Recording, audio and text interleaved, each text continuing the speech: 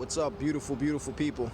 Luffy back here again, and today I'm over here outside of one of the houses that I own.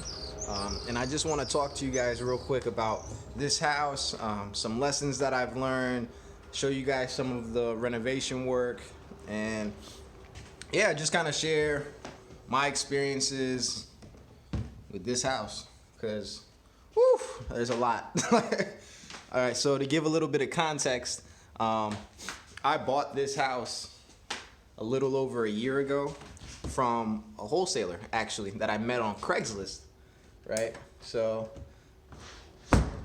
great guy. Not gonna drop his name because, I don't know, just out of privacy to him, I guess. But he bought the house, actually. So he's a pretty smart guy. He realized that there was value here, and what he ended up doing was he went to a private lender, got the private lender to front him the cost of the house, and he ended up buying it from the owner for $30,000. Okay, so I paid him $10,000 to assume the contract that he had. So there is assignments and there's assumptions. Okay, so an assignment fee is basically like, hey, I worked out a deal, I'm gonna assign you the rights to sign this contract. An assumption is he already owned the property, he already had a mortgage taken out on it and everything, and I'm just gonna assume his place in the transaction. So I assumed this property from him. I didn't assign anything. He had already purchased it, and in fact, remember, $40,000. So I paid him 10 grand. There was $17,000 in an escrow account for after we finish all of our repairs and everything like that. I'm gonna get $17,000 back from that lender. It's being held currently in an escrow account because I didn't finish, and I'll tell you guys a little bit about that and show you guys some of the property and like what exactly I didn't finish yet. But so total cost to me out of pocket was $0. If you guys want the real number, it's like around $10,000. So I went to the lender. He was like, all right, cool, I'll let you assume this loan from him. Do you have $10,000? So remember, he got it for 30, and then 10,000, so 40,000. But I get 17,000 back. So really, you could say my cost of acquisition is about $23,000 to buy this house. But $0 I said because I didn't use any of my own money. I borrowed that $10,000. So I didn't put a dollar into this deal. This house in its current condition, I want to show you guys the extent of the renovation so you guys can kind of see.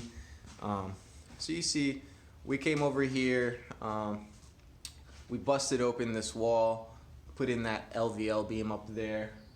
You could see these are what's called studs. It's pretty much just the framing.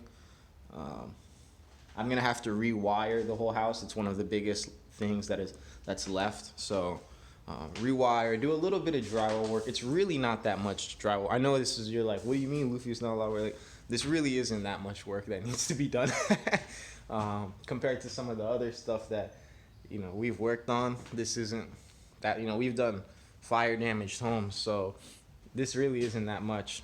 As you can see, that's the bathroom area. So on the other side, it's going to be bathroom, toilet, sink, and then on this side, it's going to be, right here, you see the connection for the sink on this side, and then the counters over here. You probably got cooking stuff over here, fridge over there. Now we have an open airflow. It used to just be through this door, was the only door to come into the living room area, but we opened it up massively over here. So it's currently a 2-bedroom 1-bath, and we were originally going to make it 3-bedroom 1-bath. We thought about 3-bedroom 2-bath, but ultimately I'm going to end up keeping it as a 2-bedroom 1-bath. Reason being, to be completely honest, I just don't have the money or even necessarily the energy to do all that. So, and I think it's actually pretty fine as a 2-bedroom, but I'm gonna hold it as a rental. If I was gonna end up selling this house, I would have changed it into a 3-bedroom 1-bath, or 3-bedroom 1.5-bath, 3-bedroom 2-bath. But But since I'm keeping it as a rental, it's fine as a 2-bedroom, 1 bath because it's a phenomenal location, and at the end of the day, that's really all that matters. So here you guys can see the bedrooms, right? Decent size, small, whatever. Original hardwood flooring. These hardwood floors are at least 60 years old. Beautiful, beautiful hardwood floors. All I gotta do is refinish them. I have it throughout the whole house. You can see here in the living room too. Beautiful, beautiful hardwood flooring. And then second bedroom, you can see that beautiful hardwood flooring. Just a little bit of work. It's really not that much that needs to be done to finish off this house. Where'd I put my coffee? Okay, there it is. So I'll show you guys the back. So this also, we opened it up. So remember, this is the kitchen. This was the area that I wanted to convert into the additional bedroom and then potentially a bathroom area as well. And what I ended up doing is now it's going to become the dining room. So I just created a little bit more flow from this kitchen area. You see, we opened it up a bit up top, and then into this dining room area over here. And then this right here is laundry facilities, washer, dryer, hookup, hot water heater. And then you got a little space over here. And then I'll show you guys the backyard, but I'm probably not gonna go back out there. You kind of see the backyard area. So backyard used to be crazy. There used to be big ass tree and this huge shed. We demolished the shed like last summer. Shows you how long ago I was working on this project. I honestly, this might be the first time I've stepped in this house in like 4 months. You know, I haven't worked on this house in at least like, we're in what now, April, so I want to say since like almost last September or so. So, which is crazy because it really doesn't need that much work and I really should just finish it. But honestly, I have so much on my plate. It's like, when? But now I'm motivated now to finish it. Now, thankfully, there's a lot that's happening. You guys probably know.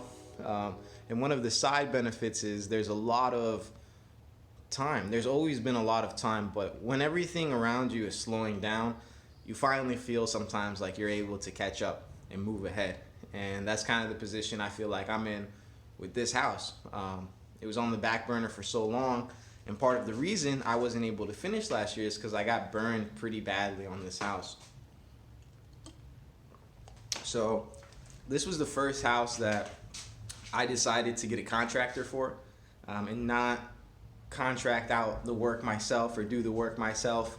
And I thought I was doing my thing. I thought this is how it's done. You know, I'm about to hire outside help. I'm about to be a fucking boss. You feel me? Got a team and everything. And yeah, I got fucking screwed. You know, that's why the house is half done and the contractor's out with majority of my money. That one hurt, to be honest with you guys.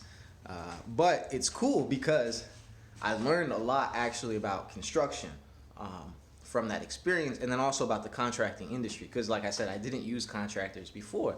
So now I do. Now I don't. But now I know about how they work, and I don't mind using a contractor now, given that I know what I know now. So to give you guys a little bit of perspective, remember $40,000. I've probably so far sunk $15,000 into this. And in its current condition, like this house is worth almost $80,000 right now. Like exposed studs, you know, electric company. The whole house needs to be rewired. I already replumbed the whole house. Whatever. In this condition, it's still worth on the open market about $80,000. So, you know, I have some upside in it, and that's part of the reason why, you know, I plan on finishing the house, because it's almost like a no-brainer. You know, I get the 17 that's in escrow plus the equity that I already have built in. So a 2-bedroom, 1-bath in this area, if it was finished to the level that I'm probably gonna end up finishing this to, you know, we'll go for about 120. And If I would have made it into a 3-bedroom, 2.5 bath, I probably could have got up to like 150. Which is why I'm saying, if I was looking to sell, I would have done that little bit extra work so I can make sure that I can, boost up my sales price. But, for a rental, the amount of work that needs to be done isn't that much. Plus, I still get that equity. It's not like the house isn't worth, the bank isn't going to lend to me against the 120 against it. So, all in, I plan to be all in on this house at about $65,000, and then take out that $17,000. I guess you could say refund that I'm gonna get. That takes you to what, 48? So I'll be at about $48,000, and it'll be worth about $120,000. So a lot of people could probably go on YouTube and they'd be like, "Yo, look how I made, what is that, $72,000 or something on this house." Instead, I just want to show you guys that yes, hopefully I do make $72,000 on this house, but something else I want to say is that every month that I hold on to this property and I didn't finish the renovations, like now, for the past 6 months or whatever, I'm losing money. Okay? I'm still paying the note that I have attached to this property. I'm still making payments for my property taxes. I am paying for utilities. I just got a notice from the city. I have court in about a little less than a month for a couple violations on the property since I let it sit for so long. So there's costs that you incur from holding and owning property. And if you can afford to hold those costs, it still might come to your benefit.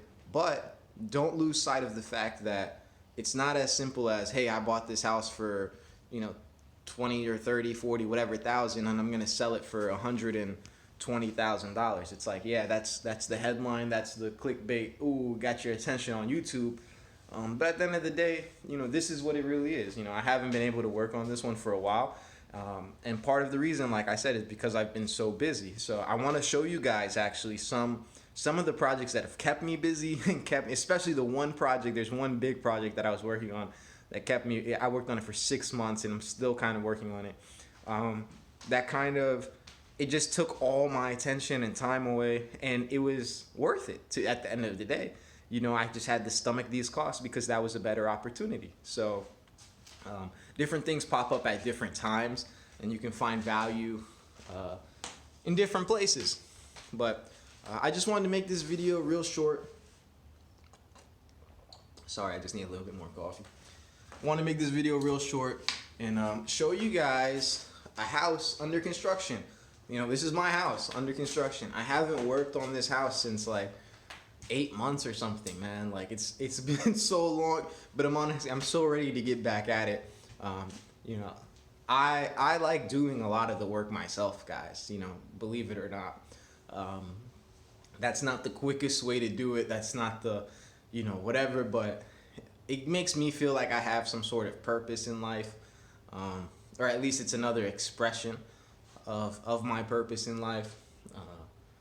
And I don't know, it's just something about, you come in and you mud up some drywall and you're painting and you're doing all this, and you go home and you feel like you did something. It's not just on paper, hey, I bought something and I sold it, but you're actually like physically involved with that process. So yeah, I just wanted to show you guys real quick, show you guys that, it's not as simple as, hey, I bought this for 30, 40,000 and now I'm going to sell it for 120, no, look at it. Look at it. And to be honest with you guys, this looks so much better. You have to think, I've already put over $10,000 into this house. It looked so much worse, when I got it. So, we put in, you could see, we put in new windows.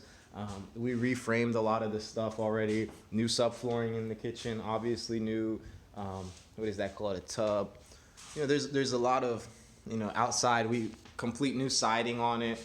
There was bad termite damage. I had to replace a lot of the frame, reshingled the roof, placed a couple boards.